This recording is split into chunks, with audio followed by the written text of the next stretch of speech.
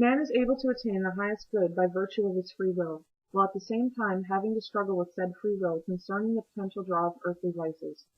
Being that the course of man's life is affected by both providence and fate, or chance, it is easy to imagine the difficulty man faces when trying to achieve unity with the highest good, in other words, God. Boethius, in describing the direction man could possibly take during the progression of his life, states that the outcome of human actions is entirely dependent on two things, will and capability. If one of these two things is absent, nothing can be accomplished. This description forces one to accept that free will is not enough to ensure goodness and unity with God. Man needs, in addition to will, the ability to act upon that will. This dual nature to man's goal of the highest good in and of itself is difficult because men are good in but one way, but bad in many. However, this description of human action does not take into account the influence of providence and fate, which in their nature can be seen to conflict with the enacting of free will. There seems to be a contradiction between Boethius' statement of action being dictated by will and capability, while at the same time claiming that providence is the divine reason itself, who disposes the course of events, and that fate is the order imposed on things that change, which providence interlinks in their due arrangement. If this statement can be taken at face value, it tries to claim both the ability of free will and the overarching authority of both providence and fate. This is not entirely surprising, considering that Boethius is himself somewhat ambiguous and contradictory, deviating from one line of argument to follow another, contradicting or redefining his terms of reference through dialogue, and raising doubts about various conclusions he has reached in the person of Lady Philosophy. Granted there exists within Boethius's previous claims an apparent inconsistency, it would be rash to completely discount his arguments for the coexistent qualities of free will, providence, and fate. To set aside Boethius's own arguments for a moment, the concept of human reason as compared to the divine would, I believe, shed light on the above discrepancy that Boethius has created and has failed to absolutely solve. First and foremost, in trying to better understand the relationship between human reason and that of the divine, it should be said that unlike the soul, the divine essence is complete, sufficient by itself to place the individual in a supersubstance kind. From this it follows that divinity is an individual substance of a rational nature. Lady Philosophy completely agrees with this assessment in one of her poems when she says, "No cause outside yourself made you give shape to fluid matter, for in you was set the form of the ungrudging highest good." On the other hand, is it simply enough to state that God is all of one piece, formed of a singular unity for which humanity strives to join?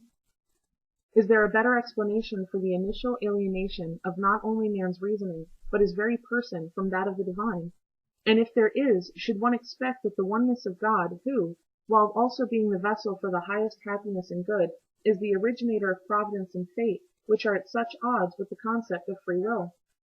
As a possible answer for a portion of these questions, it could be said that truth sits within the confines of what the autonomous human mind can indubitably know, and those confines are defined by what can be validly demonstrated by human logic and or perception.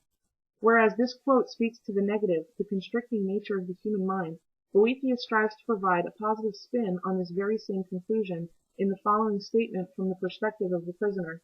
True and perfect happiness is what makes a person self-sufficient, powerful, venerable, famous, and joyful. I recognize without ambiguity that what can truly achieve any of these ends is total happiness, for all of them are one and the same.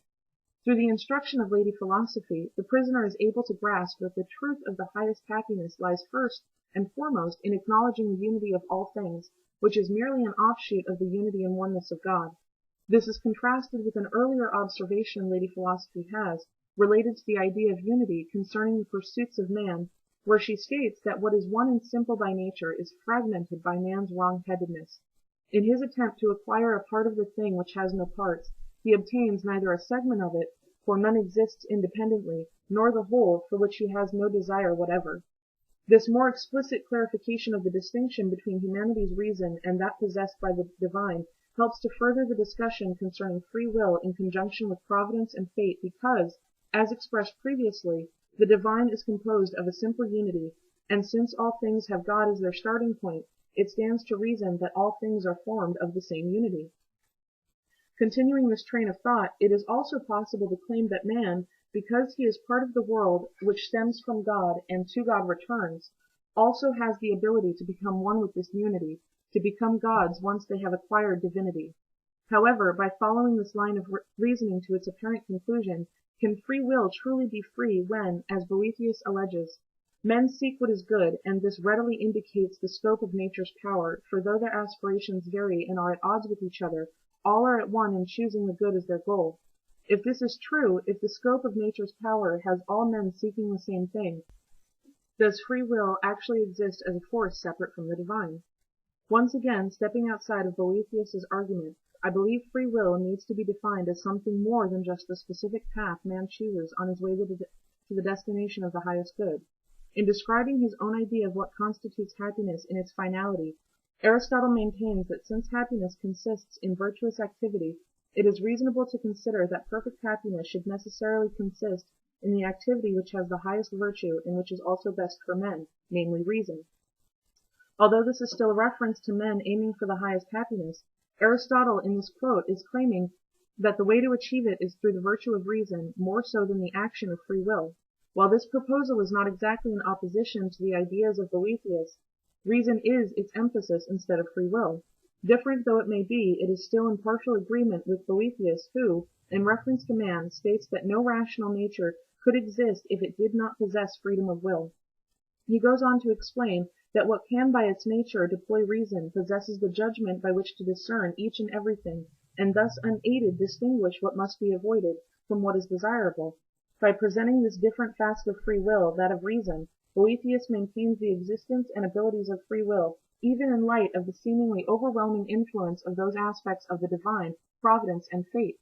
To come full circle in this discussion of man's relation to the divine, it is only fair to mention that the relationship man shares with himself. After all, free will is an active agent within a man's life, regardless of whether or not providence or fate interfere. An apt description of this rapport between a man and his inner self can be stated as being, the only way to know oneself genuinely is to maintain a prudent ignorance of much that lies beyond the self, and an unreasoned attachment to what is originally one's own. Following the concept behind this belief, man should, rather than reaching out to the divine, of which he lacks understanding, he should remain within himself in order to gain a complete knowledge of his own person. What I find particularly interesting about the above statement is the use of the word unreasoned. Much of this discussion has focused on the role reason plays in the context of free will, the unity of God, the forces of providence and fate, and reason for its own sake. Should man then discard reason, drawing comfort and happiness in knowledge of his own self? Or can we let the notion of unreasoned attachment stand in the face of Lady Philosophy's claim that reason is unique to the human race, just as understanding belongs solely to the divine? This conjecture on reason leads, not unreasonably so, to the idea that by withdrawing into the self it becomes possible to know God and fail to know God, which is at the heart of the context of creation, fall, ontological upheaval, ethical tragedy, and eschatological hope. For if man's origin begins with God in the first place, then by default understanding the self leads to a deeper knowledge of the divine.